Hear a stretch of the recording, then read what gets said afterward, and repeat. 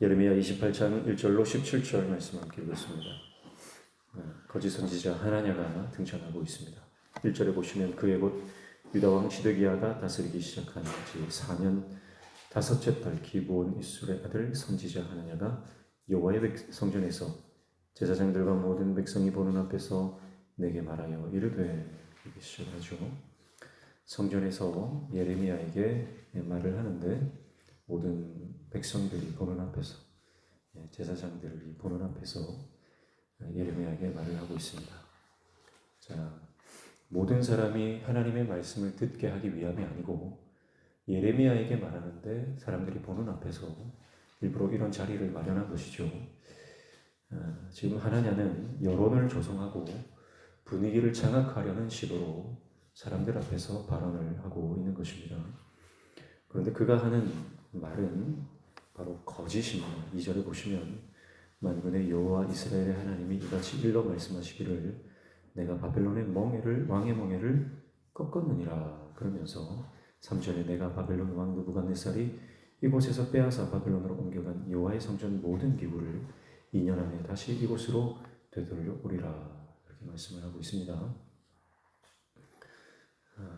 예레미야가 예언했던 말씀과 정반대의 말씀이죠. 예레미야는 바벨론 왕을 섬기지 않으면 성전에 있는 모든 것들이 바벨론으로 옮겨갈 것이다. 그렇게 예언을 했지만 이 하나냐는 2년 안에 지금 빼앗긴 모든 성전 기구들조차도 다시 다 복구될 것이다. 다시 다 반환될 것이다. 그런 예언을 하고 있습니다. 지금 거짓으로 예언을 하고 있어요. 사람들을 모아놓고 거짓을 말하는 이유는 바로 자신의 이익을 위함이죠. 다수를 선동해서 또 자신의 어떤 적인 예레미야를 제거하려는 그런 시도입니다. 여러분, 이것이 세상의 방식이죠. 하나님이 없는 세상의 방식, 하나님의 말씀과 공의가 없는 사람들의 방법입니다.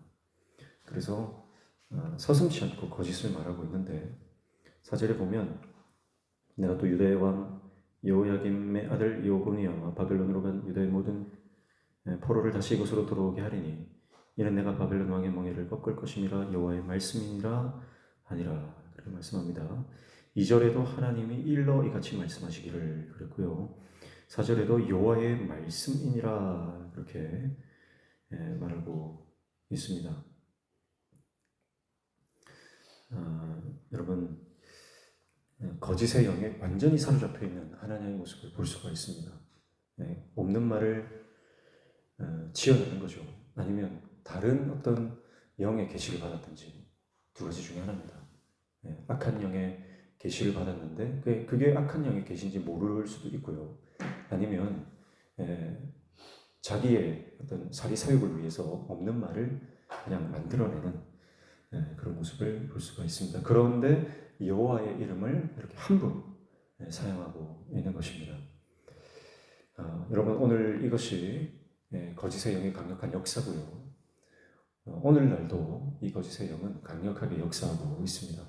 수많은 사람들이 이 거짓의 영에 사로잡혀 있어요.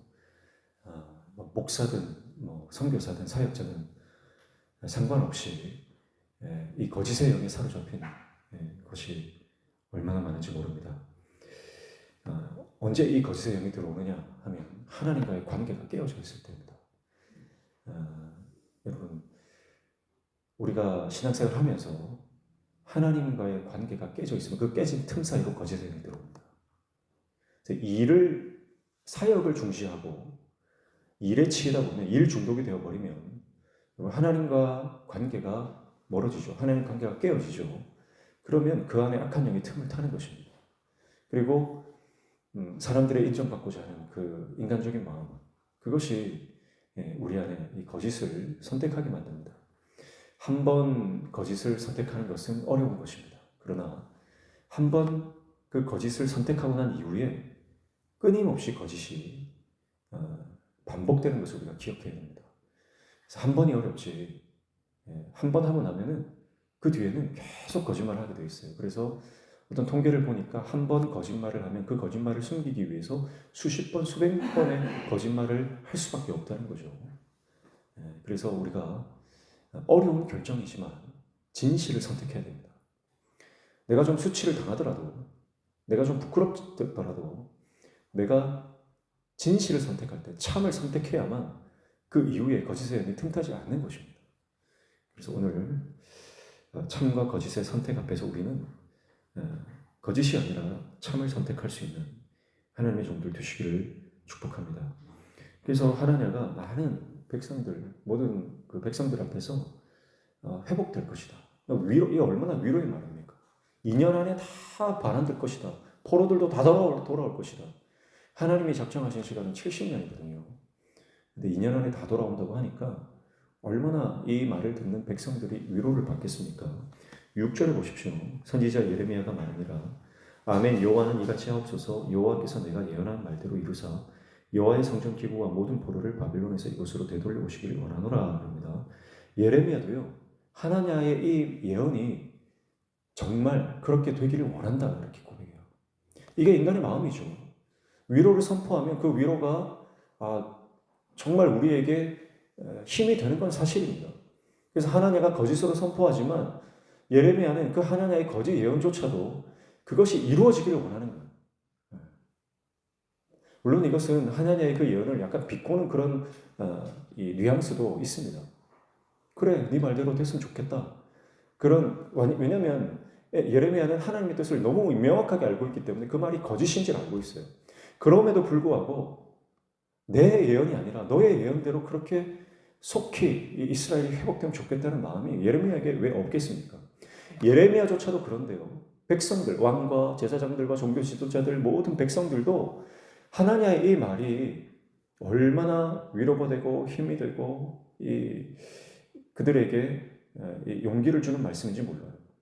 그런데 중요한 건 뭡니까? 7절 보십시오. 그러나 너는 내가 내 귀와 모든 백성의 귀에 이르는 이 말을 잘 들으라. 그렇게 시작하죠. 그러나가 붙어요. 그러나. 무슨 말입니까?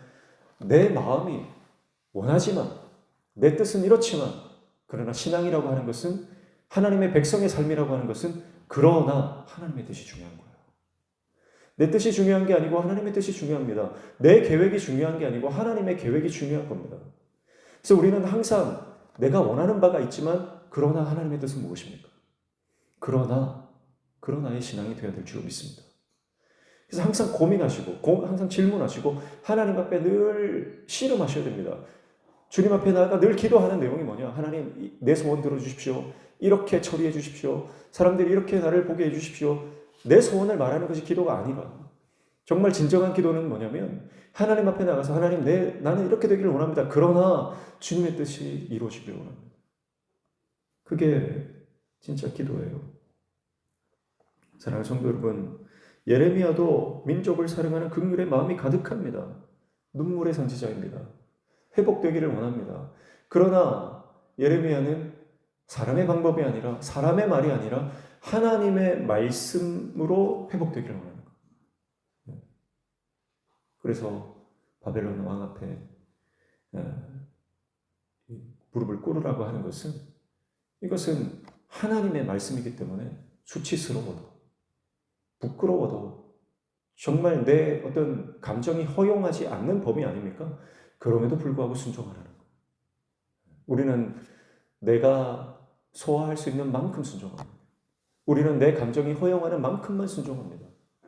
우리는 관계가 깨어지지 않을 만큼만 순종합니다. 그게 우리의 순종입니다. 그러나 하나님은 우리가 100% 순종하기를 원하십니다. 99%도 안 돼요. 100% 순종해야 됩니다. 내 감정을 넘어서야 됩니다. 내 기분을 넘어서야 됩니다. 내 자아를 못 박아야 됩니다. 그게 진짜 순종입니다. 오늘 정반대의 예언을 하는 두 선지자가 있습니다. 누구의 말을 들어야 됩니까?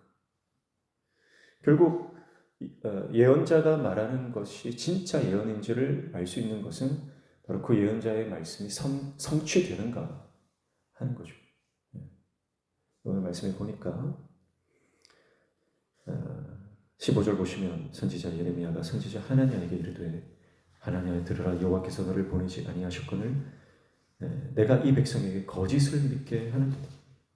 16절 그러므로 여호와께서 이와 같이 말씀하시되 내가 너를 지면에서 제하리니 내가 여호와께 패역한 말을 하였습니다. 내가 금년에 죽으리라 하셨느니라. 하나님의 말씀이 임하고 그 말씀을 하냐냐에게서 말하는데 그 말씀의 내용이 뭐냐면 너가 올해 죽을 것이다. 너는 곧 죽은 목숨이다. 그리고 그 말씀 그대로 이루어집니다. 17절 보십시오. 선지자 하나냐가 그의 7째 달에 죽었더라. 하나님 보시기에 패역한 선지자, 백성들에게 거짓을 믿게 하는 거짓의 영에 사로잡힌 선지자, 하나님께서 그를 심판하십니다. 그의 7째 달은요 바로 예레미야가 예언을 선포한 지 꼭 2달 되는 해입니다. 2달. 2년 앞을 예언했지만 2달 앞도 보지 못했던 선지자입니다. 여러분, 말씀이 성취되는가? 내 삶에 하나님의 말씀이 증명되는가? 그것이 내가 말씀의 사람인지 거짓의 영에 사로잡힌 사람인지를 증명하는 것입니다. 오늘 우리 삶을 통해 하나님의 약속의 말씀이 성취되어지는 은혜가 있기를 축복합니다. 그리고 우리가 어떤 그 목사님들 말씀을 전하는 설교가들의 그 설교가 정말 진실인가, 진정으로 우리에게 선포되어지는 하나님의 말씀인가, 그것은요 그 삶을 통해 증명되는 것입니다. 그래서 늘 말씀드리지만 설교라고 하는 것은 강단에서 선포되어진다고 끝이 아닙니다. 강단에서 선포되어지고 강단 밑에서 설교한 대로 살아야 그 설교는 완성되는 거예요. 목사가 아무리 강단에서 유치한 달변으로 말씀을 전한다 하더라도 말씀대로 강단에 내려와서 살지 않으면 거짓 선지자. 사랑하라고 말해놓고 본인은 정작 용서하지도 못하고 좋아하는 사람, 싫어하는 사람 갈라치게 하고 그렇게 한다면 하나님의 종이 아닌 거예요. 사랑하라고 말했다면 내려와서 강단 밑에서 정말 몸부림치며 용서하는 삶을 살아야 그가 정말 참된 설교가가 되는 것이고 참된 주의 종이 되는 것입니다. 말씀이 성취되어지는 하나님의 종들 다 되시기를 축복합니다. 오늘 우리에게는 분별의 영이 필요합니다. 성령께서 오셔서 우리에게 지혜를 주셔야 합니다. 거짓의 영에 사로잡힌 수많은 사람들이 있습니다. 자기가 거짓을 말해놓고 그게 진짜로 믿어요. 허언증입니다. 리플리 증후군이 얼마나 많은지 몰라요. 여러분, 우리가 그럴 수 있습니다.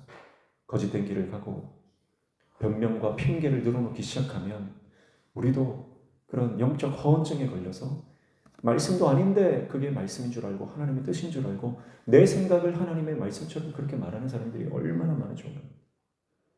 오늘 오직 하나님의 말씀만이 우리 삶을 끌고 가는 참된 진리로 우리가 그렇게 진리의 사람으로 말씀의 사람으로 승리하는 오늘 하루 되시기를 주님의 이름으로 축복합니다.